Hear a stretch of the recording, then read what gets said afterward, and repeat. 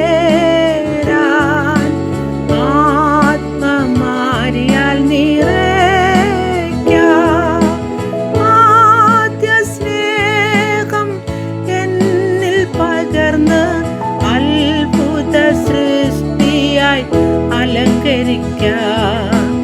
ആദ്യ സ്നേഹം എന്നിൽ പകർന്ന് അത്ഭുത സൃഷ്ടിയായി അലങ്കരിക്കാം. സുഭാഷിതം.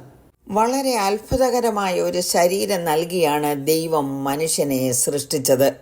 നമ്മുടെ ഈ ഏക ശരീരത്തിൽ പല അവയവങ്ങൾ. 1 കൊരിന്ത്യർ 12-18 വായിക്കുന്നത്, ദൈവമോ തന്റെ ഇഷ്ടപ്രകാരം അവയവങ്ങളെ ശരീരത്തിൽ വെവ്വേറെയായി വെച്ചിരിക്കുന്നു. എന്നാൽ അവയവങ്ങൾ പലതെങ്കിലും ശരീരം ഒന്നു തന്നെ. ഭൂമിയിലെ സകല സൃഷ്ടികളും ഉണ്ടാകട്ടെ എന്ന് ദൈവം പറഞ്ഞപ്പോൾ ഉണ്ടായി. എന്നാൽ മനുഷ്യനെ ദൈവം മണ്ണിലെ പൊടി കൊണ്ട് അവിടുത്തെ കരങ്ങൾ കൊണ്ട് മെനഞ്ഞുണ്ടാക്കി. ദൈവത്തിന്റെ കരവിരുതാണ് മനുഷ്യൻ.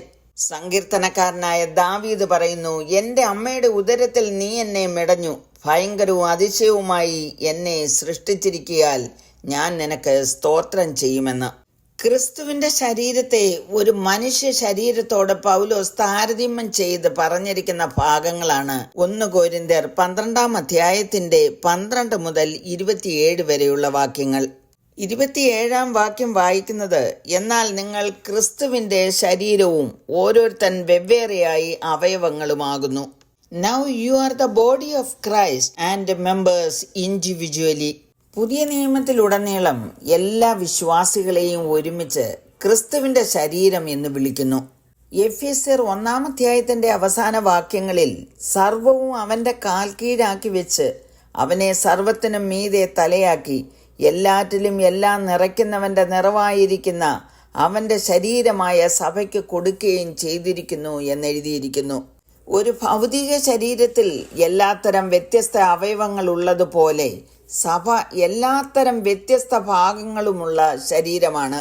ഇതിന്റെ അർത്ഥം മറ്റൊന്നല്ല, യേശു ക്രിസ്തുവിന്റെ രക്തത്താൽ വീണ്ടെടുക്കപ്പെട്ട സഭയുടെ അംഗങ്ങളായി തീർന്നിരിക്കുന്ന ഓരോ വ്യക്തിയും പ്രാധാന്യം അർഹിക്കുന്നവരാകുന്നു.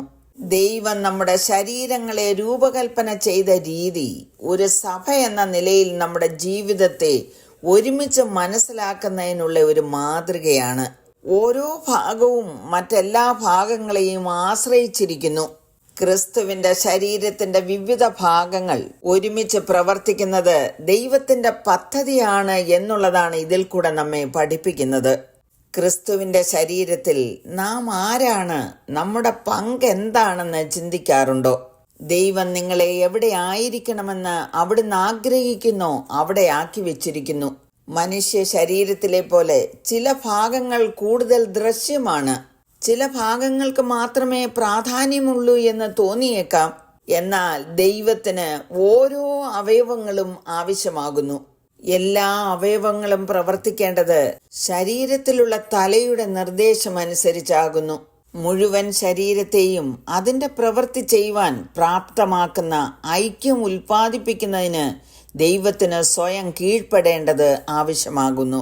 ദൈവം നമ്മെ എന്തിനാണ് തിരഞ്ഞെടുത്തതെന്ന് യോഹന്നാൻ 15:16 പറഞ്ഞിരിക്കുന്നു. നിങ്ങൾ എന്നെ തിരഞ്ഞെടുത്തു എന്നല്ല, ഞാൻ നിങ്ങളെ തിരഞ്ഞെടുത്തു, നിങ്ങൾ പോയി ഫലം കായ്ക്കേണ്ടതിന്, നിങ്ങളുടെ ഫലം നിലനിൽക്കേണ്ടതിനും നിങ്ങളെ ആക്കി വെച്ചുമിരിക്കുന്നു. നിങ്ങൾ എൻ്റെ നാമത്തിൽ പിതാവിനോട് അപേക്ഷിക്കുന്നതൊക്കെയും അവൻ നിങ്ങൾക്ക് തരുവാനായിട്ട് തന്നെ. പ്രിയമുള്ളവരെ, യേശുക്രിസ്തുവിന്റെ സഭയാ ശരീരത്തിന്റെ അംഗങ്ങളായിരിക്കുന്ന നാം ഓരോരുത്തരും നമ്മെ എവിടെ ദൈവം ആക്കി വെച്ചിരിക്കുന്നുവോ അവിടുന്ന് ആഗ്രഹിക്കുന്നത് പോലെ ഫലം കായ്ക്കേണ്ടതിന് നമ്മെ തന്നെ സമർപ്പിക്കാം. പ്രാർത്ഥിക്കുന്നു. കരുണയുള്ള പിതാവേ, അവിടുത്തെ അവയവങ്ങളായി ഞങ്ങളെ അംഗീകരിച്ചിരിക്കുമ്പോൾ ഞങ്ങൾ ചെയ്യേണ്ട പ്രവർത്തനങ്ങൾ അങ്ങയിൽ ആശ്രയിച്ച് ചെയ്യുവാനും ഫലം കായ്പാനും കർത്താവ് ഇടയാക്കണമേ എന്ന് യേശുക്രിസ്തുവിന്റെ നാമത്തിൽ അപേക്ഷിക്കുന്നു. കേൾക്കണമേ. ആമേൻ.